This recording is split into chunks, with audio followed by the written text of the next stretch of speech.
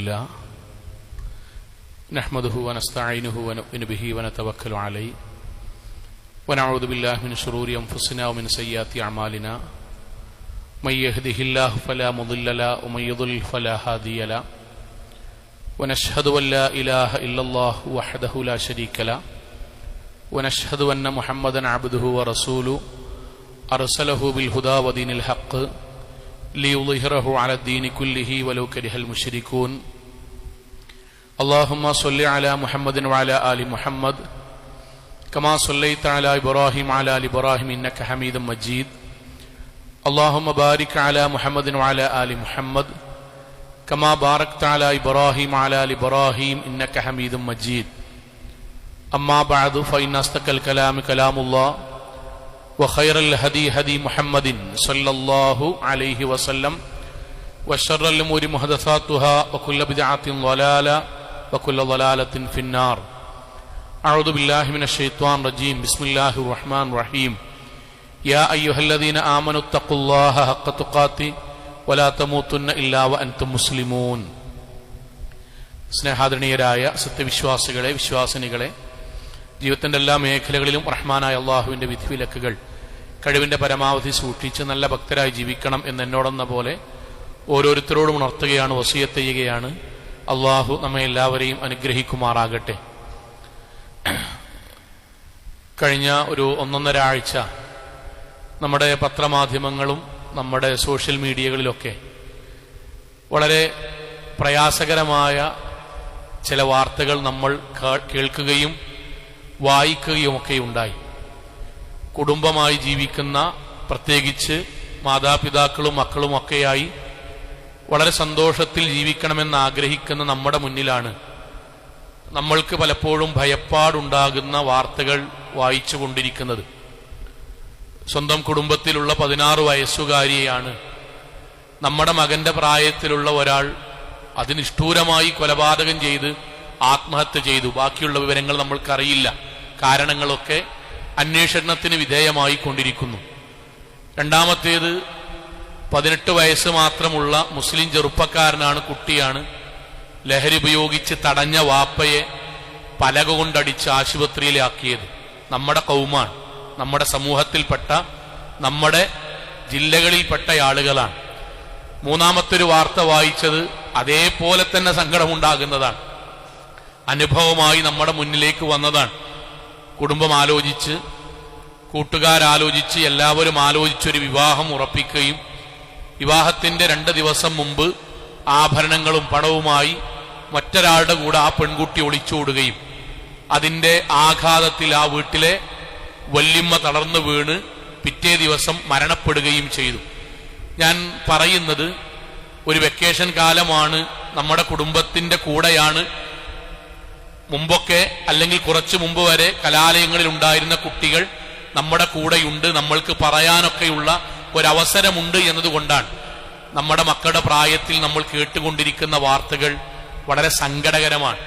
ഞാൻ ആത്മാർത്ഥമായി വിശ്വസിക്കുന്നു, ഒരു അങ്ങാടിയിലോ ഒരു കല്യാണ വീട്ടിലോ എവിടെയെങ്കിലും ഒരു ഓഫീസിലോ ഒരു 4-5 മുതിർന്ന ആളുകൾ, രക്ഷിതാക്കൾ ഒരുമിച്ച് ചേർന്ന് സംസാരിച്ചാൽ ആ സംസാരത്തിൽ എവിടെയെങ്കിലും ഒന്നുണ്ടാകും, പടച്ചോനെ ഇങ്ങനെയൊക്കെ പാടെ നമ്മളെ മക്കൾ വളർന്നാൽ എന്താകും, ഒരു സമാധാനം കിട്ടണില്ലല്ലോ, ഒരു സന്തോഷം കിട്ടണില്ലല്ലോ, അവർക്ക് വേണ്ടി ഇത്രയൊക്കെ കഠിനാധ്വാനം ചെയ്തിട്ടും ഒരു റാഹത്ത് അവരിൽ നിന്ന് കിട്ടണില്ലല്ലോ, പേടിയാകുണ്ടല്ലോ.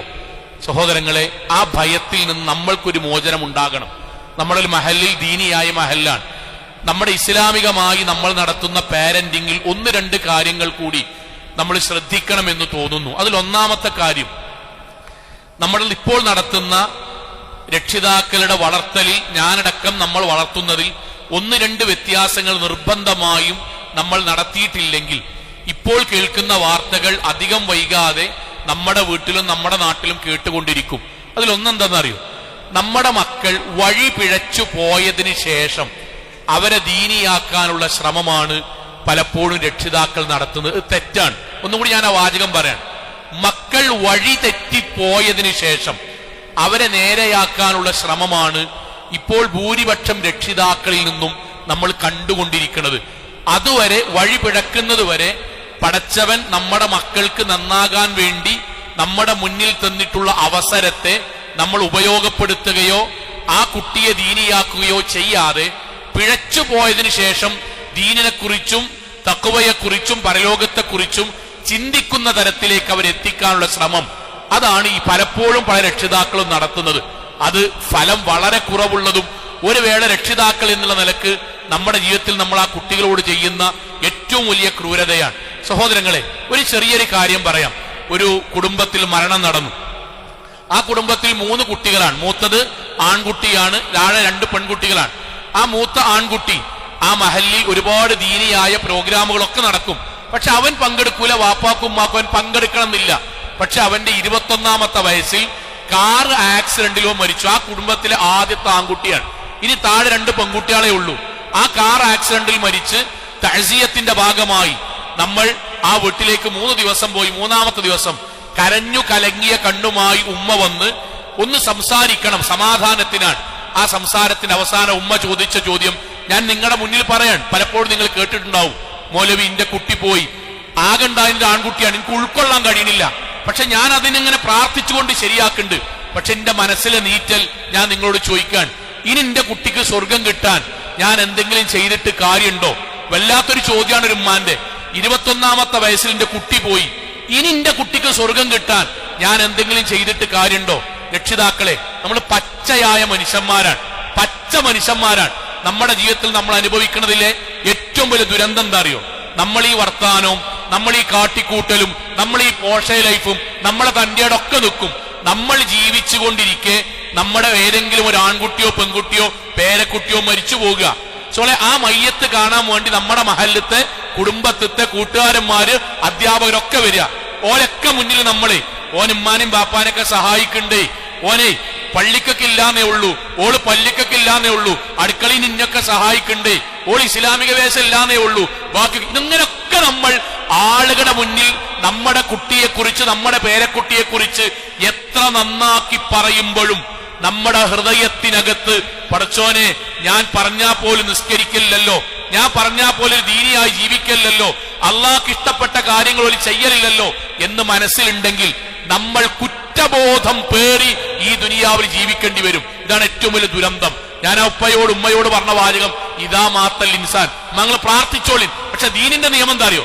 ഇദാ മാത്തൽ ഇൻസാൻ, നമ്മുടെ കുട്ടി മരിച്ചു, നമ്മൾ മരിച്ചു, ഇൻഖതഅമലുഹു, സ്വർഗത്തിന് വേണ്ടി ചെയ്യാൻ അവസരം കഴിഞ്ഞു. 21ാമത്തെ വയസ്സിൽ മരിച്ചാലും കഴിഞ്ഞു, 18ാമത്തെ വയസ്സിൽ മരിച്ചാലും കഴിഞ്ഞു, 35ാമത്തെ വയസ്സിൽ മരിച്ചാലും കഴിഞ്ഞു. ദുനിയാവിൽ സ്വർഗത്തിന് വേണ്ടി അധ്വാനിക്കാനുള്ള സമയം കഴിഞ്ഞു. പിന്നെ ചെയ്തതിനനുസരിച്ച് സ്വർഗ നരകം ഉണ്ടാവും. രക്ഷിതാക്കളെ, നമ്മുടെ മക്കൾ ഇപ്പൊ നമ്മുടെ മുന്നിലുണ്ട്. അവർ ദീനിയാക്കി വളർത്താൻ, ദീനിലേക്ക് അവരെ എത്തിക്കാൻ, ദീനുള്ള ചങ്ങാതിമാരുടെ കൂടെ പറഞ്ഞേക്കാൻ അവർ വഴിപഴക്കാൻ കാത്തിക്കരുത്, തെറ്റിപ്പോകാൻ കാത്തിക്കരുത്. കാരണം എന്താ അറിയോ? നമ്മൾ ഒരു കുട്ടിക്ക് വേണ്ടി ആലോചിക്കുന്ന സമയത്ത് പോലും നമ്മൾ ഈ പള്ളിയും പറമ്പിൽ നിന്ന് 2 മാസത്തോളാണ് കുടുംബം ഖുത്ബ പറഞ്ഞത്. നിങ്ങൾക്ക് ഓർമ്മല്ലേ? നമുക്കൊരു കുട്ടിയെ ആലോചിക്കാൻ വേണ്ടി പറഞ്ഞെടുത്ത് അല്ലാഹ് പറഞ്ഞു, നിങ്ങൾ പ്രാർത്ഥിക്കേണ്ടത് റബ്ബി ഹബ്ലി മിനസ് സ്വാലിഹീൻ, പടച്ചോനെ ഒരു കുട്ടി വേണമെന്നല്ല, പടച്ചോനെ ഒരു ദീനിയായ കുട്ടി വേണം. എവിടുന്നാണ് ചിന്തിക്കുന്നത് അറിയോ? ഒരു കുട്ടിയെ പറ്റി ആലോചിക്കുമ്പോൾ നിങ്ങൾ ആലോചിക്കേണ്ടത് ഒരു ദീനിയായ കുട്ടിയാകണം. എന്നിട്ട് അല്ലാഹ് പറഞ്ഞു, നിങ്ങൾ പരസ്പരം സന്തോഷം പങ്കുവെക്കുന്നുണ്ടോ? മക്കൾ ഉണ്ടാക്കാൻ വേണ്ടി ശ്രമിക്കുന്നുണ്ടോ? അല്ലാഹുമ്മ ജന്നിബിനി ശൈത്താൻ, പ്രാർത്ഥിക്കണം. എന്തിന്? കുട്ടി നല്ലവനാകാൻ, കുട്ടി ദീനിയാകാൻ. ഇനി ആ കുട്ടിയുടെ ഗർഭകാലഘട്ടത്തോ നിങ്ങൾ ഖുർആൻ ഓതണം, ദിക്റുകൾ ചൊല്ലണം. അത് കേട്ട് കുട്ടി ദീനിയായി വളരാൻ. ആ കുട്ടി ജനിക്കുമ്പോൾ നിങ്ങൾ ബാങ്ക് കൊടുക്കണം. എന്തിന്? കുട്ടി ദീനിയായി വളരാൻ. ആ കുട്ടി ജനിക്കുമ്പോഴേക്കും നിങ്ങൾ മധുരം നൽകണം, കുട്ടി ദീനിയാകാൻ. ആ കുട്ടിക്ക് നല്ല പേരിടണം, കുട്ടി ദീനിയാകാൻ. ഒരു കുട്ടിയെ പറ്റി ആലോചിക്കുന്നത് മുതൽ ആ കുട്ടി വളരുന്ന ഓരോ ഘട്ടത്തിലും നമ്മളോട് പറയുന്നത് ആ കുട്ടി നല്ലവനാകണം, ദീനിയാകണം, ദീനിയാകണം. സഹോദരങ്ങളെ, നമ്മൾ അതുവരെ ചെയ്ത് ബാക്കി പിന്നെന്താ അറിയോ? ഒരു ടൈമിൽ നമ്മൾ അവരെ ഏറ്റവും നല്ല ടൈമിൽ ദീനുമായി ബന്ധിപ്പിക്കുകയില്ല, ദീനുമായി ബന്ധിപ്പിക്കുകയില്ല. അപ്പൊ നമ്മുടെ മഹല്ലിൽ ഈ മാസം അടുത്ത ശനി, ഞായർ, തിങ്കൾ, ചൊവ്വ 4 ദിവസം മഗ്‌രിബിന് ശേഷം ഹൈസ്കൂൾ വിദ്യാർത്ഥികൾക്ക് വേണ്ടി ആൺകുട്ടിയാക്കും പെൺകുട്ടിയാക്കും ദീനിയായ ക്യാമ്പ് നടക്കുന്നുണ്ട്. 4 ദിവസമുള്ളൂ. 60 ദിവസം വെക്കേഷനിൽ 60 ദിവസത്തിൽ 4 ദിവസം നമ്മുടെ മഹല്ലിൽ ക്യാമ്പ് നടക്കാൻ. അടുത്ത ശനി, ഞായർ, തിങ്കൾ, ചൊവ്വ. നിങ്ങൾ ആലോചിക്കണം കേട്ടോ, ആർക്കാണ് ഈ ക്യാമ്പ്? എന്തിനാണ് ഈ ക്യാമ്പ്? ആർക്കാ ക്യാമ്പ്? മമ്പാട്ടുകാർക്കോ, മഞ്ചേരിക്കാർക്കോ, പെരിന്തൽമണ്ണക്കാർക്കോ? അല്ല, പിന്നെ നമ്മളെ മഹല്ലില്. എന്താണ് ഈ ക്യാമ്പ് പോയാൽ കിട്ടുക?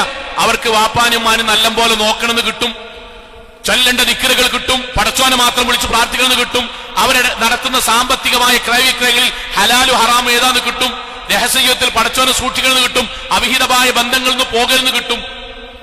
മിമ്പർമെന്ന് പറയും, നോട്ടീസ് വീട്ടിൽ കൊണ്ടു തരും, MSMന്റെ ചെക്കന്മാരെല്ലാ വീട്ടിൽ കൂടി കയറും.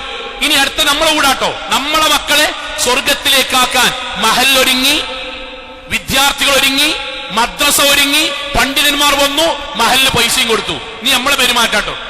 അന്ന് ഞങ്ങൾ ഊട്ടിക്കൊരു ടൂറ് പ്ലാൻ ചെയ്താ ഞങ്ങൾ ഉണ്ടാവില്ല. പിന്നെ എന്റെ കുട്ടി പറയുന്നു ഓന്റെ ചങ്ങായിമാരൊന്നും അവിടെ ഉണ്ടാവില്ല, അതുകൊണ്ട് ഓനെ ഇനി താല്പര്യമില്ല. മൗലവി ഓൾക്ക് അങ്ങനത്തെ ക്ലാസ്സിനൊന്നും ഓൾക്ക് താല്പര്യമില്ല. സോളെ അല്ലാഹ്, റസൂലുള്ള, ദീന്, മഹല്ലൊക്കെ ഒരുങ്ങി. ആര്? നമ്മളെ കുട്ടി നന്നാകാൻ. നമ്മൾ മാത്രം റെഡിയല്ല. കാരണം എന്താ? ചങ്ങായിമാരില്ല. ഓനെ ഇവിടുന്ന് ദുബായിക്ക് പറഞ്ഞേക്കുമ്പോ അവിടെ ചങ്ങായിമാരുണ്ടായിട്ടാണ് പറഞ്ഞേക്കണ? അല്ല, അത് നമ്മളെ ആവശ്യമാണ്. അവിടെ ചങ്ങായിമാർ നോക്കൂല. ഇവിടുന്ന് UK നമ്മളെ മകള് പോകുകയാണെങ്കിൽ ആദ്യമായിട്ട് പോവുകയാണ്, അവിടെ കൂട്ടുകാരത്തികളുണ്ടായിട്ട് പോകല്ല. ഇവിടുന്ന് UK പോവുകയാണ്, അവിടെ കൂട്ടുകാരത്തിന്റെ ആവശ്യമില്ല. അവളുടെ നാട്ടിൽ ഏതെങ്കിലും ഹോസ്പിറ്റലിൽ പോകുമ്പോൾ അവിടെ അറിയുന്ന ആളില്ലെങ്കിൽ പറഞ്ഞേക്കും. ദീനിന്റെ വിഷയത്തിൽ 10,000 ഷർത്ത് മക്കൾ പറയും, കൂടെ നമ്മളും പറയും. പറഞ്ഞേക്കൂല. ശരി, ഇനി അതേ രക്ഷിതാക്കളായ നമ്മൾ ഇങ്ങോട്ട് അന്വേഷിച്ചു വരും ദീൻ. എപ്പെന്നറിയോ? എപ്പോഴാണ് സ്വങ്ങളെ? നമ്മളുടെ ആ കുട്ടി ഒരു ഹാൻഡ്സ് വെച്ച് അവസാനം MDMക്കാരെ ചങ്ങായിമാരെ സെറ്റപ്പെട്ട് ഗ്രൗണ്ടിന്റെ സൈഡിൽ നിന്ന് പിടിച്ച് നാട്ടാര് രാത്രി നമ്മളെ വീട്ടിന്റെ സൈഡിൽ കൊണ്ടിട്ട്, എടാ എന്റെ കുട്ടിയാണ്, ഞാനതുകൊണ്ട് ആരോടും പറഞ്ഞിട്ടില്ല, നാട്ടാരറിയാതെ ഇവിടെ കൊന്നൊക്കെയാണ്, എങ്ങനെയാണ് ഓനായത്? സോളെ നമ്മൾ റൂമിലിട്ട് അടിച്ച് തീരുമാനാക്കിയിട്ട് നേരെ മഹല്ലിക്കണ് വരും, മൗലവിമാരെടുത്തേക്ക് വരും. കിടന്നിട്ട് പറയും, മൗലവി എവിടെങ്കിലും വല്ല ക്യാമ്പുണ്ടോ? 5 ദിവസമാണെങ്കിൽ പ്രശ്നമല്ല, 10 ദിവസമാണെങ്കിൽ പ്രശ്നമല്ല, പൈസ നമുക്ക് വിഷയം തന്നെയല്ല. എറണാകുളം ആകട്ടെ, വയനാടാകട്ടെ, കാസർഗോഡ് ആകട്ടെ, അവിടെ ദീന് പഠിപ്പിക്കണ ഏതെങ്കിലും വല്ല ക്യാമ്പ് ഉണ്ടെങ്കിൽ നമ്മളെ കുട്ടിനെ അങ്ങോട്ട് പറഞ്ഞേക്കണം. എപ്പോഴാ പറഞ്ഞേക്കണ്ട അറിയോ? കഞ്ചാവ് വലിക്കണം, അതുവരെ പറഞ്ഞേക്കൂല. കഞ്ചാവ് വലിക്കണം, അതുവരെ നമ്മളെ കുട്ടി പോകൂല. 10,000 ന്യായം പറയും. ആരമുള്ള കൂട്ടം നമ്മൾ ന്യായം പറഞ്ഞു. 60 ദിവസത്തിൽ 4 ദിവസം പറഞ്ഞേക്കാൻ നമ്മൾ ന്യായം പറയുമ്പോ അള്ളാഹ് ചോദിക്കൂലേ? 60 ദിവസം തിന്നാനും ഉടുക്കാനും ശ്വസിക്കാനും വായു തന്ന പടച്ചോനെ പറ്റി പറഞ്ഞേക്കാൻ നേരത്ത് ഊട്ടി വിടുന്ന് വേറെ ടൂറൊന്നും പോണില്ലല്ലോ, ഇല്ലല്ലോ, അതവിടെ തന്നെ ഉണ്ടാവൂലേ? ഈ 4 ദിവസം ഞാൻ സാന്ദർഭികമായിട്ട് വരാൻ, പെൺകുട്ടികളെ ഉമ്മാരൊക്കെ എന്തൊക്കെ പറയാറിയോ? എന്തോ കാരണങ്ങൾ പറയും. ഓൾക്ക് താല്പര്യമില്ല, ഇഷ്ടല്ല. ആർക്കാ സ്വങ്ങളുടെ ജീവിതത്തിൽ താല്പര്യം ഉണ്ടാല്? അള്ളാഹു താല്പര്യം ഉണ്ടാക്കിക്കലാണ്. എന്നിട്ടോ ആ കുട്ടിയെ നമ്മൾ ദീനന്വേഷിക്കും. എപ്പെന്നറിയോ? നമ്മൾ നല്ല പോലെ വളർത്തിയ കുട്ടി ഏതെങ്കിലും ഒരു പ്രേമബന്ധത്ത് കുടുങ്ങി നാടറിഞ്ഞ് കുടുംബറിഞ്ഞ് അപമാനിച്ചാൽ അപ്പ വരും. എന്നിട്ട് പെൺകുട്ടികൾക്ക് മാത്രം പഠിക്കാൻ പറ്റിയ ഫുൾ ഇസ്ലാമികളുടെ മൊബൈൽ ഫോൺ റിസ്ട്രിക്റ്റഡ് ആയ ഏതെങ്കിലും ഇസ്ലാമിക സ്ഥാപനം ഉണ്ടോ മൗലവി? പൈസ വിഷയമല്ല. അപ്പൊ എന്തേ? തൊട്ടിപ്പുറത്ത് മദ്രസയിൽ നിന്ന് 4 ദിവസം പോയാൽ അന്ന് പഴച്ചിട്ടില്ല, പഴച്ചാ പിന്നെ പൈസ വിഷയമല്ല, നാട് പ്രശ്നമില്ല, ദിവസം പ്രശ്നമില്ല, ഉറക്കം പ്രശ്നമില്ല. ഇതാണ് പാരന്റിംഗിൽ ആദ്യത്തെ തെറ്റ്. ഇതാണ് ആദ്യത്തെ തെറ്റ്. പ്രവാചകൻ സല്ലല്ലാഹു അലൈഹി വസല്ലം പറഞ്ഞ വാചകം നമുക്കറിയാം. മാ നഹല വാലിദുൻ വലദൻ മിൻ നഹലിൻ അഫ്ളലു മിൻ അദബിൽ ഹസൻ. ഒരു ബാപ്പയായ എനിക്ക്, ബാപ്പയായ നമ്മക്ക്, ഉമ്മയായ എന്റെ സഹോദരിമാർക്ക് നമ്മുടെ കുട്ടികൾക്ക് കൊടുക്കാൻ പറ്റുന്ന ഏറ്റവും വലിയ ഗിഫ്റ്റ്, പ്രഷ്യസ് ഗിഫ്റ്റ്, അത് പഠനമല്ല. പഠനം ഗിഫ്റ്റാണ്, പക്ഷെ ഏറ്റവും മികച്ചതല്ല. അത് കല്യാണമല്ല, ഗിഫ്റ്റാണ്, ചെയ്യേണ്ടതാണ്. ഏറ്റവും മികച്ചതല്ല. ടൂറല്ല, ഭക്ഷണമല്ല, വസ്ത്രമല്ല. അദബുൻ ഹസൻ, ദീനിയായ സംസ്കാരാണ്. അത് ബാപ്പിമ്മയായി നമ്മൾ പിഴക്കും മുമ്പ് കൊടുക്കണം.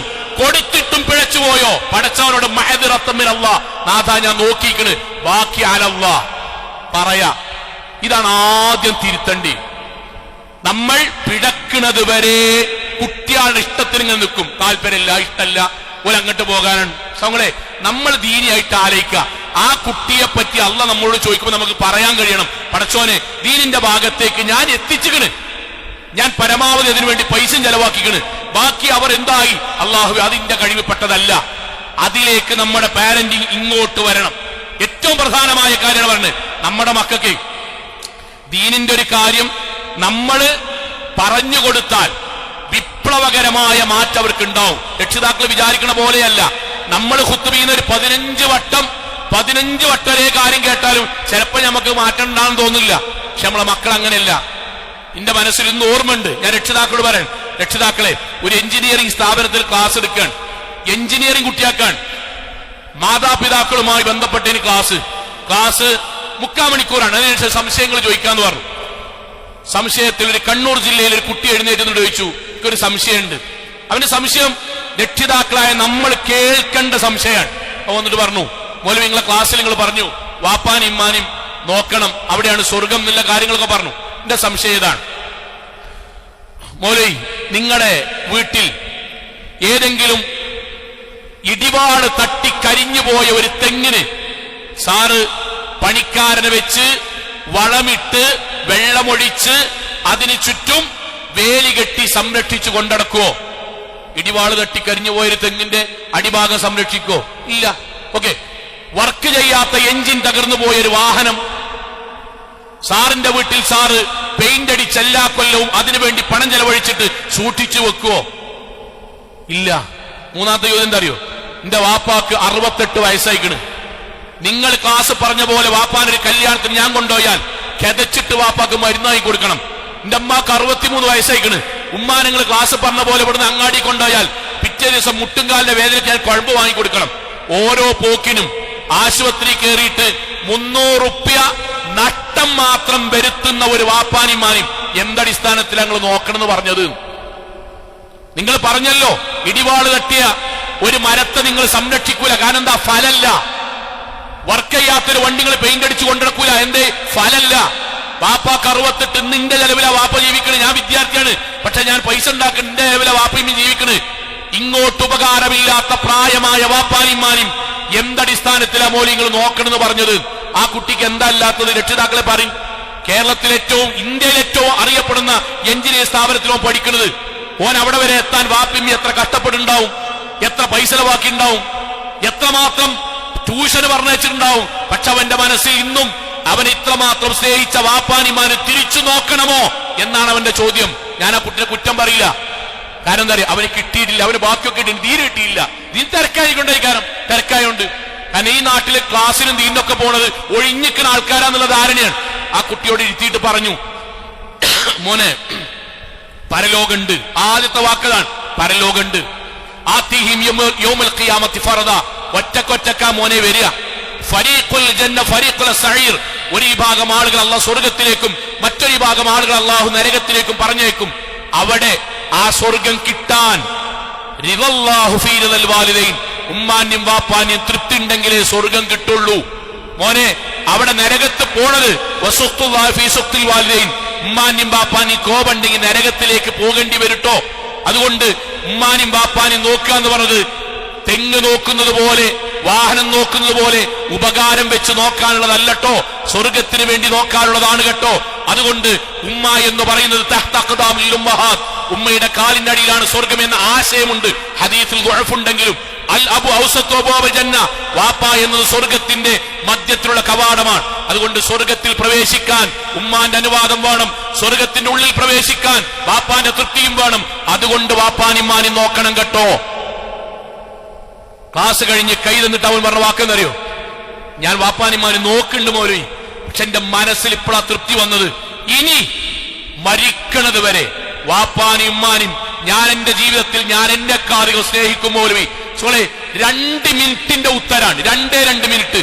21 വയസ്സുകാരൻ ജീവിതത്തിൽ സ്വന്തം ബാപ്പാനിമ്മാനും ഇനി ഞാൻ എന്നെ കാറുകൾ സ്നേഹിക്കുമെന്ന് പറയാൻ ആ 2 മിനിറ്റ് കൊണ്ട് എന്താ സംഭവിച്ചറിയോ? 2 മിനിറ്റ് കൊണ്ട് ദീന് മനസ്സിന്റെ ഉള്ളിൽ കയറി. അമ്മോ വന്ന് റൂമിലിട്ട് ചവിട്ടി കൂട്ടിയില്ല, ഇല്ല. എളാപ്പാരും മൂത്താപ്പാരും വന്ന് അടുക്കളയിൽ ഇട്ടുണ്ട് വലിയ വടികൊണ്ട് അടിച്ച് തൂഫാനാക്കിയില്ല. ദീന് ഹൃദയത്തിന്റെ ഉള്ളിൽ കയറിയാൽ അവിഹിത ബന്ധത്തുന്ന ഒരു പരിധി വരെ നമ്മുടെ കുട്ടികൾ പുറത്തേക്ക് വരും. ദീന് കയറണം. അതിനെന്ത് വേണം? അള്ളാഹുവിന് ചെയ്യാൻ പറ്റൊക്കെ അല്ല ചെയ്തിക്കണ്. മഹല്ല് തൗഹീദുള്ളതാക്കി, നാട്ടുകാരും കുടുംബക്കാരുള്ളതാക്കി, ക്ലാസ് വെച്ചു, പണ്ഡിതന്മാരെത്തിച്ചു, പൈസ നിന്നു. ഇനി എന്താ മാറിയോ? 100 മീറ്റർ പെരയിൽ ഇങ്ങോട്ട് നടന്നാ മതി. അത് ചെയ്യാതെ ഇന്റെ കുട്ടി പഴച്ചോണ്, ഇന്റെ കുട്ടി അവിഹിതത്വപ്പെട്ടോണ്, ഓ നമ്മൾ പറഞ്ഞാൽ കേൾക്കണില്ല, ഞാൻ പറയാതെ നിസ്കരിക്കണില്ല, എന്തൊക്കെ ചെയ്തിട്ട് എന്താ കാര്യം? മിണ്ടണ്ട. അള്ളാഹുവിന്റെ ആയത്ത് എന്താ അറിയോ? പടച്ചോന്റെ വാക്ക് നസുല്ലാ, നിങ്ങൾ അള്ളാനെ മറന്നു. ഫനസിയഹും, പടച്ചോങ്ങളി മറക്കും. നമ്മുടെ അല്ലാഹു പറയാൻ എത്രയൊക്കെ ചെയ്തിട്ടും നിങ്ങൾക്ക് നിങ്ങളെല്ലാ കാര്യങ്ങളും കഴിഞ്ഞിട്ട് മതി ദീനെങ്കിൽ, ഞാനും അങ്ങനെ തന്നെ തീരുമാനിച്ചത്. നല്ല എല്ലാ മക്കളും ശരിയാക്കിയിട്ട് ഒഴിവുണ്ടെങ്കിൽ നമ്മളെ മക്കൾ അല്ലാഹു ശരിയാക്കുള്ളൂ. ഇത് കുറ്റപ്പെടുത്താനല്ല സൗങ്ങളെ. ഒന്ന്, വഴി പിഴക്കാൻ കാത്തു നിൽക്കരുത്. പിഴക്കാതിരിക്കുന്നതിന്റെ മുന്നിൽ, രോഗം വരുന്നതിന്റെ മുന്നേ അവർക്ക് ആരോഗ്യം നൽകണം. പിഴക്കുന്നതിന്റെ മുന്നേ ദീനിയായ സംരക്ഷണം നൽകണം. പാരന്റിംഗിൽ ശ്രദ്ധിക്കേണ്ട ഒന്ന്. രണ്ടാമത്തെ കാര്യം എന്താ അറിയോ? രണ്ടാമത്തെ കാര്യം നമ്മൾ കഴിഞ്ഞൊരു ഖുത്ബയിൽ പറഞ്ഞിരുന്നു. നമ്മുടെ വീട്ടിൽ നിന്ന് നമ്മുടെ കുട്ടികൾക്ക് ഇസ്ലാം പ്രാക്ടീസ് ചെയ്യാനുള്ള സാഹചര്യം ബാപ്പിമ്മയായി നമ്മൾ ഒരുക്കണം. ഞാൻ എന്തിനെങ്ങനെ പറയണ സോളെ, നമ്മളെ കുട്ടികളെ ക്യാമ്പില്, മദ്രസീന്ന്, യൂട്യൂബില് പ്രസംഗത്തുനിന്ന്, അതേപോലെ സമ്മേളനത്തിലൊക്കെ പോയിട്ട് ദീന് കേൾക്കും. ഇതിവന് പ്രാക്ടീസ് ചെയ്യാൻ രണ്ട് സ്ഥലമേ ഉള്ളൂ. ഒന്ന് ഓന്റെ അങ്ങാടിയാണ്. അങ്ങാടിയിൽ ചങ്ങായിമാരുണ്ടാവും, കൂട്ടുകാരുണ്ടാവും, ദീനൊന്നും കേൾക്കാത്ത ആൾക്കാരുണ്ടാവും. അവിടെ ഓന് വളരെ അസാധ്യമായിരിക്കും. ഓൻ പള്ളിക്ക് ഇങ്ങനെ പോകാൻ നേരത്താവും ഈ വലിയ മുത്തക്കി ഇതേക്കാൻ അങ്ങാടിയിൽ ഉണ്ടാക്കുക. ഓൻ ഇസ്ലാമികമായ വേഷം ധരിക്കുമ്പോൾ ഇത് ഖുർആന്റെ വല്ല നടുക്കണ്ടം ഇതേക്കാരും കേൾക്കേണ്ടി വരിക. അവന് ഇതിനെയൊക്കെ അതിജയിച്ച് ദീനിയായി അവനിക്കും അവൾക്കും ജീവിക്കണമെങ്കിൽ അത്യാവശ്യം നല്ല ഈമാൻ വേണം. പിന്നെ ഏറ്റവും പ്രധാനമായി അവന് ദീനിയായി പ്രാക്ടീസ് ചെയ്യാനുള്ള സ്ഥലം ഏതാ? വീടാണ്. അവിടെ ആരാ ഒരുക്കണ്ടി? അവിടെ നമ്മളെ പെണ്ണുങ്ങളെ ഒരുക്കണ്ടി. ഉമ്മാരെ നിങ്ങളെ ഭർത്താവാണ് ഒരുക്കണ്ടി. അവിടെ നമ്മൾ ബോധപൂർവമായ ഒരിക്കലില്ലെങ്കിൽ നമ്മളെ കുട്ടികൾക്ക് ഈ കേട്ട ദീനും അവർ പഠിച്ച ഇസ്ലാമും ജീവിതത്തിൽ എന്നേക്കുമായി നഷ്ടപ്പെടും. ശ്രദ്ധിക്കാൻ വേണ്ടി ഞാൻ ഉദാഹരണം പറയട്ടെ. നമ്മുടെ കുട്ടികളെ മദ്രസയിൽ പഠിക്കുന്ന സമയത്ത് പ്രധാനമായി നമ്മുടെ കുട്ടികൾ രണ്ട് ടീമിനോട് സലാം പറയും. ഒന്ന്, മദ്രസയ്ക്ക് നമ്മൾ കുട്ടികൾ പോകുമ്പോൾ സലാം അലൈക്കും ബാപ്പ അമ്മ ഞാൻ പോവുകയാണ്, തിരിച്ചു വരുമ്പോ സലാം അലൈക്കും വന്നിക്കണെന്ന് പറയും. അഥവാ വീട്ടുകാരോട് മദ്രസയിൽ പഠിക്കുന്ന നമ്മുടെ കുട്ടികൾ സലാം പറയും. അതേ കുട്ടി അങ്ങാടി കൂടെ പോകുമ്പോൾ അവനെ പഠിപ്പിച്ച ഉസ്താദുമാരെ കാണുമ്പോഴും സലാം പറയും. മദ്രസയിൽ പഠിക്കുന്ന കുട്ടി വീട്ടിൽ സലാം പറയും, അങ്ങാടിയിൽ നിന്നും പുറത്തുനിന്ന് ഉസ്താദുമാരെ കണ്ടാലും സലാം പറയും. മദ്രസ കഴിഞ്ഞ കുട്ടി വീട്ടിലേക്കുള്ള സലാം നിർത്തും, ഉസ്താദുമാരുടെ സലാം തുടരും. എന്താ കാരണം? എന്തിന് കാരണം ഉണ്ടാവൂലേ? സലാമിന്റെ പ്രാധാന്യം ഓൻ വിട്ടക്കാണെങ്കിൽ ഉസ്താദുമാരോട് നിർത്തണം. ഓൻ എന്തേ നിർത്താൻ കാണറിയും? ഒറ്റ കാരണമുള്ളൂ. മദ്രസയിൽ അവർ പഠിച്ചു എന്ത്? ഏറ്റവും നല്ല ഇസ്ലാം ഏതാണ്? സാധുക്കൾക്ക് ഭക്ഷണം നൽകുക. പിന്നെയോ സലാം, നിങ്ങൾ സലാം പറയാ. അഫ്ശു സലാം ബൈനക്കും, നിങ്ങൾ എല്ലാവരോടും സലാം വ്യാപിപ്പിക്കുവിൻ. നിങ്ങൾ പരസ്പരം സലാം കൊടുത്ത് കൈകൾ ചേർത്ത് പിടിച്ചാൽ തസാഖത്തിലേഹിമാ ദുനൂബഹുമാ, രണ്ടുപേരുടെയും കൈവിരലുകൾക്കിടയിലൂടെ പാപങ്ങൾ അല്ലാഹു പൊറുക്കും. ഇതൊക്കെ അവർ കേട്ടു. ഉസ്താദുമാർ അവർക്ക് പറഞ്ഞു കൊടുത്തു. അതുകൊണ്ട് സലാം എന്ന് പറയുന്നത് പ്രാർത്ഥനയാണ്, പുണ്യമാണ്, നന്മയാണ്. അതുകൊണ്ട് വീട്ടിലെ വാപ്പാക്കും മാക്കുമാണ് ആദ്യം ചെല്ലേണ്ടത്. അവൻ അത് കേട്ടിട്ട് വീട്ടിലേക്ക് ചെല്ലുന്നു, സലാം പറയുന്നു. ആ 5 കൊല്ലം 7 കൊല്ലം സലാം വ്യാപിപ്പിക്കുന്നു. അങ്ങാടിക്കറും ഉസ്താദിനോടും പറയുന്നു. പക്ഷെ 7ാം ക്ലാസ് ഏകദേശം ബോധം വെച്ചപ്പോ ഇങ്ങനെ നോക്കുമ്പോ മാത്രമേ സലാം പറയുന്നുള്ളൂ. വീട്ടിൽ ബാപ്പ ഉമ്മാനോട് പറയണോ കേൾക്കണില്ല, ഉമ്മ വാപ്പാനോട് പറയണോ കേൾക്കണില്ല, ഇക്കാക്ക ഇത്താത്തോട് പറഞ്ഞ കേൾക്കണില്ല, ഇത്താത്ത അഞ്ചത്തിമാരോട് പറഞ്ഞ കേൾക്കണില്ല. എന്നാൽ അപ്പോഴും ഉസ്താദ് എല്ലാവരോടും പറഞ്ഞോ കേൾക്കുന്നുണ്ട്. അതുകൊണ്ട് ഉസ്താദിനോട് സലാം തുടരും, നമ്മളോട് സലാം നിർത്തും. എവിടെ പഴിച്ചത്? എവിടെ പഴിച്ച്? സലാമിന് പഴിച്ചിട്ടില്ല, പുസ്തകത്തിലും പഴിച്ചിട്ടില്ല, ഓൻ പഠിക്കാൻ നിന്നിട്ടില്ല. വീട്ടിൽ ബോധപൂർവമായ ശ്രമം ഉണ്ടാവില്ല. നമ്മൾ ആണുങ്ങള് വീട്ടിൽ തന്നെ കയറി തന്നെ സലാമിനങ്ങനെ ഒച്ചുണ്ടാക്കിയിട്ടാണ്. എന്തേ? അതാ നമ്മളെ സലാമാണത്. കാരണം എന്തേ? കുറവാണ്. പെണ്ണുങ്ങളോട് അങ്ങോട്ട് സലാം പറഞ്ഞ കുറവാണ്. റോട്ടുമ്പോ കൂടെ ബൈക്കുമ്പോ കൂടെ പോകണോണ്ട് എറിഞ്ഞിട്ടാ സലാം. ബൈക്കുമ്പോ കൂടെ പോകണോണ്ട് എറിഞ്ഞിട്ട് സലാം. വീട്ടിൽ കയറുമ്പോ സലാം നിർത്തി. പിഴവ്. ഞാൻ മോശാക്കി പറയില്ല. നമ്മൾ നമ്മുടെ വീടിനെ നമ്മുടെ കുട്ടികൾക്ക് ദീനിയായി പ്രാക്ടീസ് ചെയ്യാൻ പറ്റുന്ന വീടാക്കിയിട്ടില്ലെങ്കിൽ ഓൾക്കൊരു ക്യാമ്പസ് ഒന്നും ഈമാൻ ഉണ്ടാവില്ല. ഓൾക്ക് പ്രാക്ടീസ് ചെയ്യാൻ കഴിയില്ല. ഓൾക്ക് ചെറിയ ചെറിയ കാര്യത്തിന് തളർന്നു പോകും. രക്ഷിതാക്കളെ തളർന്നു പോകും. നമ്മുടെ വീട് അങ്ങനെ ആയി മാറണം. നമ്മുടെ കുട്ടികൾക്ക് ദീനിയായിട്ട് ഒരു വാപ്പ ഒരു ഉമ്മ വെള്ളിയാഴ്ച രാവിലെ ഒരു കുട്ടിന്റെ മനസ്സിലുണ്ടാണ്. നിങ്ങൾ എത്രയോ ഗൾഫിലുള്ള എത്രയോ സുഹൃത്തുക്കൾ പറയും, വെള്ളിയാഴ്ച ആകുമ്പോൾ അവർക്ക് ഒഴിവാകുമ്പോഴേ സുബഹിസ്കാരം കഴിഞ്ഞിട്ട് കടക്കിന് മുന്നേ ഒരു പേജങ്ങൾ എടുത്താണ്ട് ഒരു സൂറത്ത് ഗൾഫിങ്ങനെ ഓതും. എന്നിട്ട് പറയും, ബാപ്പ പറയലുണ്ട് വെള്ളിയാഴ്ച മാനെ ഉറങ്ങിക്കോണ്ടിൻ, പക്ഷെ ഒന്ന് കേഫ് ഒരു പേജെങ്കിലും ഓതിക്കോണ്ടിൻ. സോളി എത്രാം ക്ലാസ് അവന് കിട്ടിയിട്ടുണ്ടാകാൻ അറിയോ? 5ാം ക്ലാസ് എന്നോ 7ാം ക്ലാസ് എന്നോ 10ാം ക്ലാസ് എന്നോ അവന്റെ വാപ്പ അവനെ പഠിപ്പിച്ചൊരു കാര്യമാണ്. വെള്ളിയാഴ്ച സൂറത്ത് ഗൾഫ് ഓതിയിട്ട് ഒരു പേജിൽ ഓതിയിട്ട് കിടക്കേ പഠിക്കേ എന്തെങ്കിലും ചെയ്തോ. ഗൾഫിൽ ബാപ്പ മരിച്ചിട്ടുണ്ടാവും നാട്ടില്, പക്ഷെ അവരിന്ന് നിലനിർത്താൻ. അതാണ് പ്രാക്ടീസ് എന്ന് പറഞ്ഞാൽ. അതാണ് ഉമ്മാരെ വാപ്പാരെ പ്രാക്ടീസ് എന്ന് പറഞ്ഞാൽ. നമ്മൾ ഇവിടെ നിന്ന് ഊട്ടിക്ക് പോകുമ്പം നമ്മൾ അവരോട് പറയും, മുന്നത്തോനോട് സീറ്റ് ബെൽറ്റ് ഇട്ടോ, ശരി ഓക്കെയാണ്, നല്ലതാണ്, ദുനിയാവ് ഓക്കെ. അടുത്തത് എന്താ പറയണ്ട്? മോനെ പ്രാർത്ഥിച്ചോ. പ്രാർത്ഥിച്ചോ എന്ന് പറയാനാണ് നമ്മളെ വാപ്പിയാക്കിയത്. ഭക്ഷണം കൊടുക്കാനും കല്യാണം നടത്താനും ഡ്രസ്സ് വാങ്ങിക്കൊടുക്കാൻ നമ്മളെ കുട്ടിനെ എത്തിങ്ങാനി കൊണ്ട് ചേർത്താൽ മതി. നമ്മളെക്കാളും ഗംഭീരായിട്ട് ഇതാ കേരളത്തിൽ കണ്ടില്ലേ, 900 ജില്ലാൻ ആൾക്കാരുടെ സമൂഹ വിവാഹം കണ്ടില്ലേ? ബാപ്പി മിണ്ടായിട്ടാ. കല്യാണം നടത്താനും പഠിപ്പിക്കാനും സൗങ്ങളെ ബാപ്പയാകണമെന്നില്ല, സ്നേഹിക്കാനും ഇഷ്ടപ്പെടാനും അവരെ സ്വർഗത്തിന്റെ വഴി കാക്കാനും വീട്ടിൽ നിന്ന് യാത്ര പുറപ്പെടുമ്പോ പ്രാർത്ഥിച്ചോണ്ടിട്ടോ എന്ന് പറയാനാണ് ബാപ്പിയും. ക്യാമ്പസ് പഠിക്കുന്ന കുട്ടിനോട് സംസാരിക്കുന്ന കൂട്ടത്തിൽ പഠനത്തെ പറ്റി ചോദിക്കണം, അൽഹംദുലില്ലാ കൂട്ടത്തിൽ മോനെ ജുമാ നഷ്ടപ്പെടുത്തരുതിട്ടോ, നിസ്കാരം നഷ്ടപ്പെടുത്തരുതിട്ടോ, ഉമ്മച്ചി പ്രാർത്ഥിക്കണ്ടോ എന്ന് പറയാനാണ് ബാപ്പിയും. അത് നടക്കണം. ഉമ്മാരെ, നിങ്ങളെ നേർക്ക് നേരെ നിങ്ങളുടെ പെൺകുട്ടികൾ പിൻപറ്റുണ്ട്. കഴിഞ്ഞൊരു ഖുത്ബയിൽ നമ്മൾ പറഞ്ഞതാണ്, നേർക്ക് നേരെ പിൻപറ്റുണ്ട്. കോളിംഗ് ബെല്ല് കേൾക്കുന്നു, ഉമ്മാര് ശ്രദ്ധിക്കുക, കോളിംഗ് ബെല്ല് കേൾക്കുന്നു. നിങ്ങൾ വീട്ടിൽ വാതിൽ കുറ്റിട്ടാണ്ട് ഒരു ജോലി ചെയ്യാണ്. നിങ്ങൾ നേരെ വന്ന് കർട്ടൻ ഇങ്ങനെ തുറന്നു നോക്കി, അപ്പോ ഇക്കാക്കാന്റെ ഏതോ ഒരു കൂട്ടുകാരൻ നിങ്ങൾക്കറിയാം, നിങ്ങൾ കന്യനാണ്. നിങ്ങൾ നേരെ മാക്സിയുടെ കൈയൊക്കെ ഒന്ന് ഫുൾ കൈയാക്കി ശരിയാക്കി, തട്ടം ശരിക്കിട്ട് മാക്സിയൊക്കെ ഒന്ന് താഴ്ത്തിയിട്ട് വാതിൽ തുറന്ന് പുറത്തേക്ക് ഇറങ്ങി സലാം പറഞ്ഞ് കാര്യങ്ങൾ പറഞ്ഞ്, ഇക്കാക്ക അവിടെ അല്ല, എന്തെങ്കിലും പറയണോ കാര്യം പറഞ്ഞ് നിങ്ങൾ നേരെ വീട്ടിന്റെ അകത്തേക്ക് കയറി വാതിൽ കുറ്റിട്ടു. അരമണിക്കൂർ കഴിഞ്ഞ് വീണ്ടും കോളിംഗ് ബെല്ല് കേട്ടു. നിങ്ങൾ നോക്കിയപ്പോ നിങ്ങളുടെ ഭർത്താവ് ഇക്കാക്കയാണ്. നിങ്ങൾ അതേ വേഷത്തോടു കൂടി പുറത്തേക്ക് ചെന്നു, സാധനം കയ്യിൽ നിന്ന് വാങ്ങി വീട്ടിന്റെ അകത്തേക്ക് കയറ്റി അദ്ദേഹത്തിന് ചായ ഇട്ട് കൊടുത്തു. ഇത് നിങ്ങളെ 7ാം ക്ലാസ്സിലെ പെൺകുട്ടി കാണും, 8ാം ക്ലാസ്സിൽ നമ്മുടെ മകള് കാണും. ആ മകളിങ്ങനെ ആലോചിക്കും, ഉമ്മ അരമണിക്കൂർ മുമ്പ് പുറത്തേക്ക് ഇറങ്ങിയപ്പം കൈ ഫുൾ കൈയാക്കി ശരിയായി മഫ്ത ധരിച്ചു, ശരിയാക്കി വസ്ത്രം ധരിച്ചിട്ട് വളരെ മാന്യമായിട്ട് സംസാരിച്ചു. എന്നാ ബാപ്പാന്റെ മുന്നിൽ പോയപ്പോ അങ്ങനെയല്ല. എന്തേ കാരണം? ആ കുട്ടിക്ക് മനസ്സിലാവും, ആദ്യത്തത് ഉമ്മാക്ക് അന്യപുരുഷനാണ്. അന്യപുരുഷന്റെ മുന്നിലേക്ക് പോകുമ്പോഴുള്ള വസ്ത്രധാരണമല്ല ബാപ്പാന്റെ മുന്നിലേക്ക് പോകുമ്പം. ഇത് ആ കുട്ടിക്ക് ഖുർആൻ ക്ലാസ്സിന് കിട്ടണ്ട, വീട്ടിൽ നിന്ന് കിട്ടും. ആ കുട്ടി സ്വാഭാവികമായി പിന്നൊരു ക്ലാസ് നിന്ന് കേട്ടാ മതി, പിന്നൊരു ദീനിയായ പ്രഭാഷണ ഖുത്ബ കേട്ടാ മതി. ഇതായിരുന്നില്ലേ ഉമ്മ ചെയ്തത്? അതിന് പകരം എന്താവുന്നറിയോ? ഉമ്മാരെ എന്താ ഉണ്ടാകാറിയോ?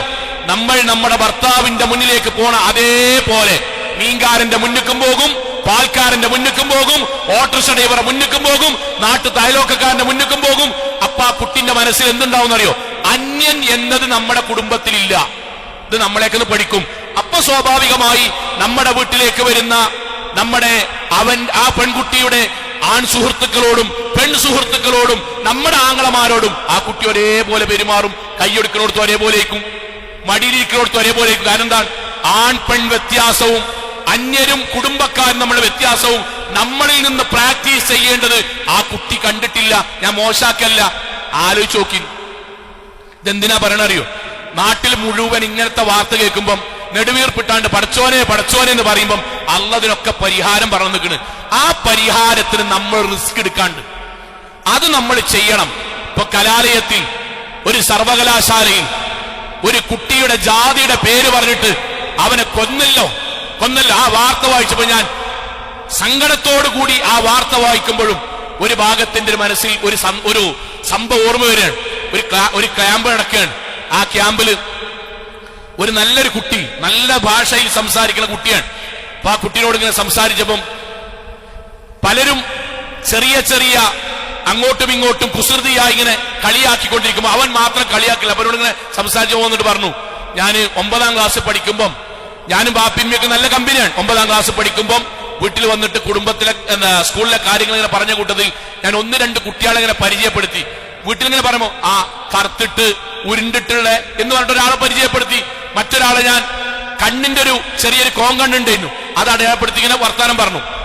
ഞങ്ങൾ ആ സംസാരങ്ങൾ കഴിഞ്ഞിട്ട് എന്റെ വാപ്പൻ എങ്ങനെ കൊണ്ടുപോയി, ഒറ്റ കൊണ്ടുപോയിട്ട് എന്നോട് വന്നിട്ട് പറഞ്ഞു, എന്റെ വാപ്പ എനിക്കന്ന് കുഴിനകണ്ട്, ഇനി മൗലവി കുഴിനകം, എന്റെ കുഴിനകത്തും ഇങ്ങനെ വാപ്പ തൊട്ടിട്ട് ചോദിച്ചു, മോനെ നാളെ സ്കൂളിൽ എന്റെ ടീച്ചർ അറ്റൻഡൻസ് എടുക്കുമ്പം എന്റെ പേര് വിളിച്ചിട്ട് ആ കുഴിനകളുള്ള ഇന്ന ആള് അത്രയും കുട്ടികളെന്ന് പറഞ്ഞാൽ എനിക്ക് സന്തോഷാണോ സങ്കടാണോ ഉണ്ടാകുക? ഞാൻ വാപ്പാടാ എനിക്ക് സങ്കടാവും. എന്റെ കണ്ണിങ്ങനെ ഇങ്ങോട്ടിങ്ങനെ മാറിയാൽ, ഒരു കണ്ണിന് കാഴ്ചയില്ലാതെ ആയാൽ എല്ലാവരുടെ അടിയിൽ നിന്ന് ആ ഒറ്റക്കണ്ണം വന്നിക്കണമെന്ന് ചോദിച്ചാൽ എനിക്ക് സങ്കടാണോ സന്തോഷാണോ ഉണ്ടാകുക? അത് സങ്കട വാപ്പ ഉണ്ടാകുക.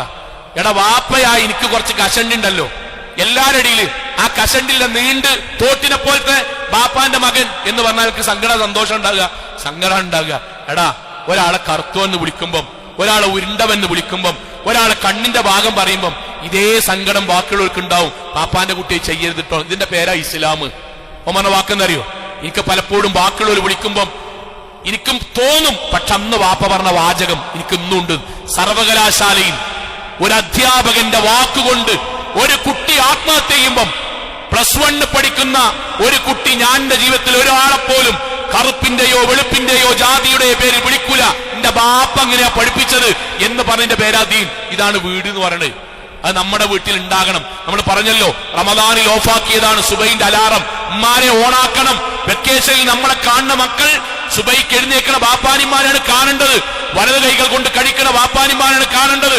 സലാം പറഞ്ഞ വാപ്പാനിമാരാണ് കാണേണ്ടത്. ജുമഅക്ക് വരുന്ന വാപ്പാനിമാരാണ് കാണേണ്ടത്. ആ കുട്ടി ഗൾഫ് പോയാലും കാനഡ പോയാലും ജർമ്മനി പോയാലും സ്വിറ്റ്സർലൻഡ് പോയാലും ആ വാപ്പാനും ഇമ്മാനും അതുപോലെ ജീവിക്കാൻ ഒരു ഘട്ടത്തിൽ താല്പര്യപ്പെടും. അങ്ങനെ ഒരു സംസ്കാരം, പാരന്റിംഗ് നമ്മുടെ മഹല്ലിൽ ഉണ്ടാകണം. അള്ളാഹു അനുഗ്രഹിക്കുമാറാകട്ടെ.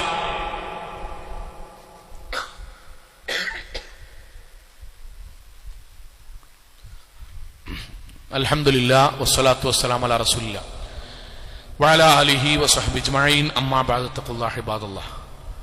ഒരിക്കൽ കൂടി അള്ളാഹുവിനെ സൂക്ഷിച്ചുകൊണ്ട് ജീവിക്കണം എന്ന് എന്നോടെന്ന പോലെ ഓരോരുത്തരോടും ഉണർത്തുകയാണ്. സഹോദരങ്ങളെ, ഇസ്ലാമികമായ ഇങ്ങനെ നമ്മുടെ മക്കളെ ആക്കി തീർക്കുന്നതിൽ ചെറിയൊരു, നേരത്തെ പറഞ്ഞ ചെറിയ റിസ്ക് ഉണ്ട്. ആ റിസ്ക് നമ്മൾ അറിഞ്ഞുകൊണ്ടെടുക്കണം. അത് എനിക്ക് തോന്നുന്നു പുതിയൊരു കാലഘട്ടത്തിൽ നമ്മുടെ രക്ഷിതാക്കള്, മുമ്പത്തെ രക്ഷിതാക്കൾ എന്താന്ന് വെച്ചാൽ ഫലം ആദ്യം കാണും എന്ന് പറഞ്ഞാൽ എന്റെ കുട്ടി എന്ത് വന്നാലും നിസ്കരിക്കണം. അതിന് സ്നേഹത്തിൽ പറയുകയാണെങ്കിൽ സ്നേഹത്തിൽ പറയാ, സ്നേഹം കഴിഞ്ഞിട്ട് ഊക്കെടുക്കുകയാണെങ്കിൽ കുറച്ച് ഊക്ക് പറയാ. അയിമലെ നമ്മൾ രക്ഷിതാക്കള് ഇപ്പൊ കുറെ മോട്ടിവേഷൻ സ്പീക്കർമാർ ഇതെല്ലാരും കുറ്റൊന്നുമില്ല, പ്രശ്നമൊന്നുമില്ല. പക്ഷെ ഒരിക്കൽ പോലും ഒരു കുട്ടിനും വേദനിപ്പിക്കാതെ അങ്ങനെ റിസൾട്ട് ദുനിയാവിൽ അള്ള വെച്ചിട്ടില്ല. അങ്ങനെ ഒരു സംഗതി അള്ള വെച്ചിട്ടില്ല. നീ വെറുതെ കേൾക്കണ്ട, അങ്ങനെ ഒരു സംഗതി ദുനിയാവിൽ വെച്ചിട്ടില്ല. എല്ലാം അവരാ വിചാരിച്ച പോലെ നടക്കുക, ഒരു റിസ്ക് കൊടുക്കാതെ. അങ്ങനത്തെ ഒരു സംഗതി ദുനിയാവിൽ ഇല്ല. അങ്ങനെയാണ് ഈ ലോകത്തെ ഏറ്റവും വലിയ കാരുണ്യത്തിന്റെ പ്രവാചകൻ സല്ലല്ലാഹു അലൈഹി വസല്ലം നിസ്കാരത്തിന്റെ വിഷയത്തിൽ എന്താ പറഞ്ഞത്? 10 വയസ്സ് വരെ പറയണം, ഇല്ലെങ്കിലോ ചെറിയ രൂപത്തിൽ, ശിക്ഷണത്തിന്റെ രൂപത്തിൽ ശിക്ഷിക്കണം. എന്തിനാ അറിയോ? അത് വീട്ടിൽ നിന്ന് ശിക്ഷിക്കണം എന്ന് പറയാൻ എന്താ അറിയോ? മരിച്ചാൽ നിസ്കാരം ഒഴിവാക്കരുതെന്ന് വാപ്പാന്റെ ആ ചൂടാകൽ നിന്നോ ആ കാർക്കശ്യത്തിൽ നിന്നോ മനസ്സിലാകണം. സ്നേഹത്തിലാ പറയേണ്ടത്, ഒരു സംശയമില്ല കേട്ടോ. എത്ര പറഞ്ഞിട്ടും അത് സ്വീകരിക്കണമെങ്കിൽ ശിക്ഷണത്തിന്റെ പേരിൽ വേണമെങ്കിൽ ശിക്ഷിക്കാം. ഇതെന്തിനാ പറഞ്ഞത്? ഈ ഒരു റിസ്ക് എടുക്കാൻ റെഡിയാണ്. നമ്മളെ കുട്ടി ഭക്ഷണം കഴിക്കില്ല ചെറുപ്പത്തിൽ, സോ നമ്മൾ എന്താ ചെയ്യാ? ഭക്ഷണം കഴിപ്പിക്കും. കരിയില്ലേ? കരയും. എന്താ കരഞ്ഞാലും നമ്മൾ കഴിപ്പിക്കണത്? കഴിപ്പിച്ചില്ലെങ്കിൽ ഇതിനേക്കാൾ കൂടുതൽ കരയേണ്ടി വരും. വേറൊന്നുമില്ല.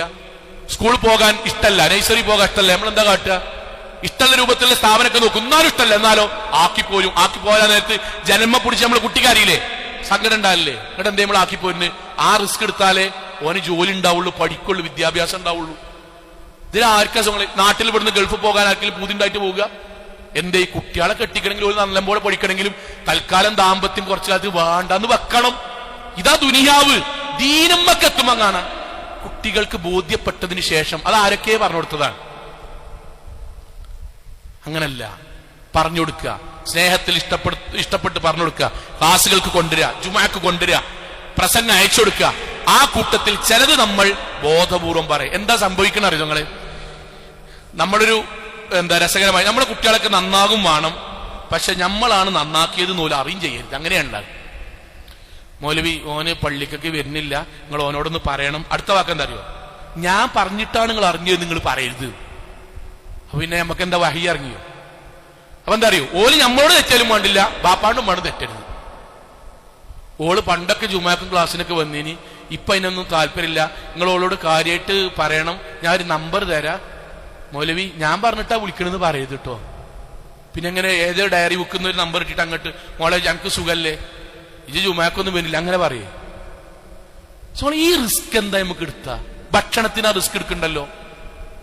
ആശുപത്രിയിൽ നമ്മളെ കുട്ടിക്ക് ഇവിടെ ഒരു മുഴ വന്നു, ഡോക്ടർ ഇവിടെ നിന്ന് ഇങ്ങോട്ട് ചുരണ്ടി എടുക്കണം എന്ന് പറഞ്ഞു, ക്യാൻസർ ആണ്, നമ്മൾ ആ റിസ്ക് എടുക്കണ്ടല്ലോ. പഠനത്തിന് റിസ്ക് എടുക്കണ്ടല്ലോ. റസൂൽ സല്ലല്ലാഹു അലൈഹി വസല്ലം ജീവിതത്തിൽ നമ്മൾ മറക്കാത്തൊരു സംഭവമല്ലേ ഹസൻ ഹുസൈൻ റളിയല്ലാഹുവിന്റെ പേരക്കുട്ടി സക്കാത്തിന്റെ ഓഹരിയായ കാരക്കിന്ന് വിശന്നിട്ട് കാരക്ക് ഇങ്ങനെ എടുത്ത് വായിക്കിട്ട് ഇങ്ങനെ കടിച്ചതാണ്. നബി ഓടി വന്നിട്ട് വായക്ക് ഇങ്ങനെ പിടിച്ചു. നബി അങ്ങനെ ചെയ്യുന്ന മനുഷ്യനല്ല സല്ലല്ലാഹു അലൈഹി വസല്ലം. ഇങ്ങനെ പിടിച്ചിട്ട് ചൂണ്ടുവിരല് കൊണ്ട് നാവും ഉമിനീരടക്കം കാരക്ക വടിച്ചിങ്ങനെ എടുത്തു. കുട്ടി നിന്ന് കരഞ്ഞു. റസൂൽ സല്ലല്ലാഹു അലൈഹി വസല്ലം ഇങ്ങനെ ചേർത്ത് പിടിച്ചു. എന്താ ഭാര്യ ചോദിച്ച്? നബിയെ, കുട്ടിയല്ലേ, കാരക്കല്ലേ, പഴിച്ചിട്ടല്ലേ, അറിയില്ലല്ലോ ഇസ്ലാമിന്റെ നിയമം. നബി കുടുംബത്തിന് സക്കാത്തിന്റെ ഓഹരി തിന്നാൻ പറ്റില്ല. എന്താ റസൂൽ സല്ലല്ലാഹു അലൈഹി വസല്ലം ചേർത്ത് പിടിച്ചാണ്ട് പറഞ്ഞു, നോക്ക്, എന്റെ കുട്ടിയാണിത്, പേരക്കുട്ടിയല്ല, എന്റെ കുട്ടിയത്. അവൻ കരയണ ഓരോ കരച്ചിലിന്റെ നെഞ്ചത്ത് കൂടെ ചോര ഇറങ്ങണ പോലെയാണ്. എനിക്ക് സങ്കടമില്ലാന്ന് ഇനി പറയരുത്. പക്ഷെ എന്താ അറിയും, എന്നല്ലെങ്കിൽ നാളെ പരലോകത്തെങ്ങാൻ അള്ളത് വിചാരണക്കെടുത്തിട്ട് നബിയെ, നിങ്ങളെ കുടുംബത്തിന് മാതൃകയാകേണ്ട സമ്പത്തിന്റെ ശുദ്ധീകരണത്തിന് നിങ്ങൾ നോക്കി നിൽക്കേ, നിങ്ങളെ പേരക്കുട്ടി കഴിച്ചപ്പം നിങ്ങൾ എന്തുകൊണ്ട് തടഞ്ഞില്ല എന്ന് പറഞ്ഞാൽ അവിടെ എന്റെ കുട്ടി ഞാൻ നരകത്ത് പോണ ആ നരകണ്ടല്ലോ, ആ കരച്ചുണ്ടല്ലോ, അതെനിക്ക് ഉൾക്കൊള്ളാൻ കഴിയില്ല. ഇവിടുന്ന് 2 മിനിറ്റ് കഴിഞ്ഞാൽ എന്റെ കുട്ടിയോ ഒളി നിർത്തുമല്ലോ, സാരല്ല. ഇതാണ് നിസ്കാരത്തിലും ദീനിലും ക്യാമ്പിലൊക്കെ പറഞ്ഞേക്കുന്ന വിഷയത്തിൽ നമ്മൾ എടുക്കേണ്ടത്. ഓലോട് നമ്മൾ പറയുമ്പോ നമുക്ക് ഇപ്പൊ സൗങ്ങളെ അവര് നമ്മളോട് പറയും മരട്ട് തന്താന്ന് പറയും. അങ്ങനെ തന്നെ പറയാ. ഇങ്ങനത്തെ ഒരു ഉമ്മാനെ കണ്ടിട്ടില്ല എന്ന് പറയാ. അങ്ങനെ നമ്മളും പറഞ്ഞിട്ടില്ല. ഇനിയോ നമ്മളെ ശക്തമായി മദ്രസയിൽ നിന്ന് പഠിപ്പിച്ചപ്പം നമ്മൾ പറഞ്ഞിട്ടില്ല ഇനിയോ, ആ ഉസ്താദ് ഇന്ന് അദ്ദേഹം പഠിപ്പിച്ച അദ്ദേഹം പഠിപ്പിച്ചതേ ഓർമ്മയുള്ളൂ, അന്ന് നമ്മളെ കളിപ്പിച്ച പലരും ഓർമ്മയല്ല. അതിന്റെ അർത്ഥം എല്ലാവരും അടിക്കണം എന്നല്ലോ, തെറ്റാണ്, അതല്ല ശരി. പക്ഷേ ആവശ്യമുള്ള രൂപത്തിൽ നമ്മൾ ശിക്ഷണം നൽകണം. അതിന് നമ്മൾ ഇൻഷാ അല്ലാഹ് നമ്മുടെ മക്കൾ, നമ്മുടെ മഹലിലും നമ്മുടെ കുടുംബത്തിലും ഇങ്ങനത്തെ വാർത്ത കേൾക്കരുത്. പതിയെ പതിയെ കേട്ടു തുടങ്ങുന്നുണ്ട്. ദീനില്ലാത്തത് മാത്ര പ്രശ്നം അല്ല, ദീന് പരിസരത്തൊക്കെ ഉണ്ട്. നമ്മുടെ കുട്ടികൾക്ക് എത്താൻ ഇവിടെ ക്യാമ്പ് നടക്കുന്നുണ്ട്, എല്ലാം നടക്കുന്നുണ്ട്. നമ്മൾ അവിടേക്ക് എത്തിക്കുക ബോധപൂർവം. പെൺകുട്ടികളും ആൺകുട്ടികളെയും ദീനിന്റെയും പ്രസ്ഥാനത്തിന്റെയും ഒക്കെ ഭാഗമാക്കുക. അപ്പൊ അവർക്ക് കൂട്ടുകെട്ടുണ്ടാവും. രക്ഷിതാക്കളെ, നമ്മളെ കുട്ടികൾക്ക് ദീനിയായ കൂട്ടുകെട്ടുണ്ടാണ്. ആ കൂട്ടുകെട്ടാണ് ഈ പ്രസ്ഥാനിക കൂട്ടുകെട്ട്, MSMന്റെ കൂട്ടുകെട്ട്, ISMന്റെ കൂട്ടുകെട്ട് എന്നൊക്കെ പറഞ്ഞാൽ വെറും ബിസിനസിന്റെ ചങ്ങായിമാരും പന്തലിന്റെ ചങ്ങായിമാരും ക്ലബിന്റെ ചങ്ങായിമാരും മാത്രമായാൽ ഓർക്ക് കേൾക്കണ ഖുത്ബ അനുസരിച്ച് ജീവിക്കാൻ പൂതി ഉണ്ടാവും. പക്ഷെ നടക്കൂല, ഉറപ്പാ നടക്കൂല. നമ്മളങ്ങാടി ജീവിക്കണല്ലേ, നടക്കൂല.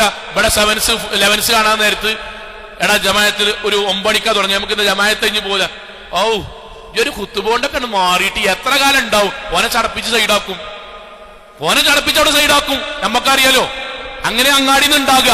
അവിടെ ഒരാളെങ്കിലടാ നമുക്ക് പെട്ടെന്ന് പോയിട്ടൊന്ന് വരാം, ഇവിടെ നിന്ന് സീറ്റ് പിടിച്ചോണ്ടി എന്ന് പറയാൻ വേണ്ടിട്ട് ആളുണ്ടാണം. അതിലേക്ക് നമ്മൾ എത്തിക്കണം. അതിനാണ് നമ്മൾ അള്ളാഹു നമ്മളെ വാപ്പിയമ്മയാക്കി വെച്ചത്. ഇത് നമ്മുടെ മനസ്സിൽ ഉണ്ടാകാൻ വേണ്ടിയിട്ടാ പറഞ്ഞത്. പ്രവാചകൻ സല്ലല്ലാഹു അലൈഹി വസല്ലം പറഞ്ഞ ആ വാക്ക് നമ്മുടെ മനസ്സിൽ നിന്ന് ഒരിക്കലും പോകരുത്.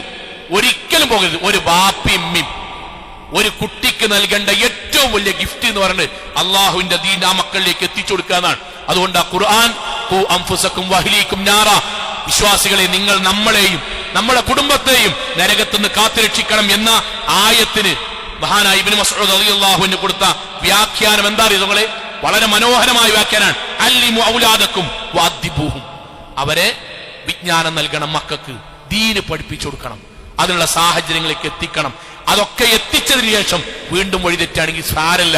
പക്ഷേ നമ്മുടെ കുട്ടികൾ വഴിതെറ്റിയതിനു ശേഷം പടച്ചോനെ മഹല്ലിൽ ഉണ്ടായിട്ടും ഖുത്ബയിൽ കേട്ടിട്ടും ഞാൻ ചെയ്തില്ലല്ലോ എന്ന സങ്കടം അതൊരു വേള മരണത്തിൽ അവസാനിക്കുകയാണെങ്കിൽ മരിക്കും വരെ നമ്മളെ വേട്ടയാടുന്ന സങ്കടം ബാക്കിയാകും. അള്ളാഹു കാത്തുരക്ഷിക്കുമാറാകട്ടെ. നമ്മുടെ ജീവിതത്തിൽ വന്നുപോയ ചെറുതും വലുതുമായ മുഴുവൻ തെറ്റുകുറ്റങ്ങളും റഹ്മാനായ നാഥ നീ ഞങ്ങൾക്ക് വിട്ടുപുറത്ത് മാപ്പാക്കി തരണമേ റഹ്മാനെ. കത്തിയാൾ നരകത്തിൽ നിന്നും കഠിനമായ ശിക്ഷയിൽ നിന്നും അതിശക്തമായ പരലോകത്തിൽ വിചാരണയിൽ നിന്നും നാഥ നീ ഞങ്ങളെ എല്ലാവരെയും കാത്തുരക്ഷിക്കണമേ റഹ്മാനെ. അള്ളാഹു ഞങ്ങളുടെ കുടുംബജീവിതത്തിൽ സമാധാനവും സന്തോഷവും നൽകി നീ അനുഗ്രഹിക്കണമേ റഹ്മാനെ. അള്ളാഹുവെ, അംബിയാ മുർസലീങ്ങളുടെ കൂടെ സ്വർഗത്തിൽ ഒരുമിച്ച് ചേരാൻ നാഥ നീ ഞങ്ങൾക്ക് തൗഫീക്ക് നൽകണമേ റഹ്മാനെ. അള്ളാഹുവെ, ലോകത്തിന്റെ വ്യത്യസ്ത ഭാഗങ്ങളിൽ ഒരുപാട് ഞങ്ങളുടെ സഹോദരങ്ങൾ കഷ്ടപ്പെടുന്നുണ്ട് നാഥ. എല്ലാവർക്കും സമാധാനവും സന്തോഷവും നിർഭയത്വം നൽകി അനുഗ്രഹിക്കണമേ റഹ്മാനെ. അള്ളാഹുവെ, ഞങ്ങളുടെ കുടുംബജീവിതത്തിൽ സമാധാനവും സന്തോഷവും ഞങ്ങളുടെ മക്കൾ ദീനിന് മുന്നിൽ നടക്കുന്ന നല്ല മക്കളാക്കി മാറ്റി തീർക്കുകയും ചെയ്യണമേ റഹ്മാനെ. അള്ളാഹുവെ, ഞങ്ങളുടെ കൂട്ടത്തിൽ ശാരീരികമായും സാമ്പത്തികമായും മാനസികമായും വൈവാഹികമായും ഒരുപാട് പ്രയാസങ്ങൾ അനുഭവിക്കുന്ന ആളുകളുടെ നാഥ, എല്ലാവരുടെയും പ്രയാസങ്ങൾ നീ ദൂരീകരിക്കണമേ റഹ്മാനെ. അള്ളാഹുവെ, ലോകത്തെവിടെ വെച്ച് എങ്ങനെ മരണപ്പെടേണ്ടി വന്നാലും ശിർക്കില്ലാതെ, ബിദ്അത്തില്ലാതെ, ഖുറാഫാത്തില്ലാതെ ധീരമോഹിതകളായി ജീവിച്ച് മരണപ്പെട്ടു പോകാൻ നാഥാ നീ ഞങ്ങൾക്ക് തൗഫീക്ക് നൽകണമേ റഹ്മാനെ. അല്ലാഹുവേ അതിശക്തമായ കാലാവസ്ഥയിലെ ചൂടുണ്ട് റഹ്മാനായ നാഥ, നീ ഞങ്ങൾക്ക് തണുപ്പ് നൽകി അനുഗ്രഹിക്കണമേ റഹ്മാനെ. അല്ലാഹുവേ ചൂടിൽ നിന്ന് അല്പം മോചനം നൽകി അനുഗ്രഹിക്കണമേ റഹ്മാനെ. അല്ലാഹുവേ ചൂടിൽ നിന്ന് അല്പം മോചനം നൽകി അനുഗ്രഹിക്കണമേ റഹ്മാനെ. അല്ലാഹുവേ ഞങ്ങളിൽ നിന്ന് മരണപ്പെട്ടു പോയ മുഴുവൻ ആളുകൾക്കും നാഥ നീ കബറിടം വിശാലമാക്കി കൊടുക്കണമേ റഹ്മാനെ. ഞങ്ങളുടെ മാതാപിതാക്കൾക്ക് നീ സ്വർഗം നൽകി അനുഗ്രഹിക്കണമേ റഹ്മാനെ. വ്യത്യസ്തങ്ങളായ പരീക്ഷകൾ എഴുതി റിസൾട്ട് കാത്തിരിക്കുന്ന ഞങ്ങളുടെ മക്കൾക്ക് നാഥ ഉന്നതമായ വിജയം നൽകി അനുഗ്രഹിക്കണമേ റഹ്മാനെ. ഞങ്ങളുടെ യുവാക്കൾ ഞങ്ങളുടെ മക്കൾക്ക് നാഥ ഹലാലായ മാർഗത്തിലുള്ള നല്ല ജോലി നൽകി അനുഗ്രഹിക്കണമേ റഹ്മാനെ. اللهم اغفر للمؤمنات والمسلمين والمسلمات الأحياء منهم والأموات إنك مجيب الدعوات يا قاضي الحاجات. اللهم اجرنا من النار اللهم اجرنا من النار اللهم اجرنا من النار. ربنا آتنا في الدنيا حسنة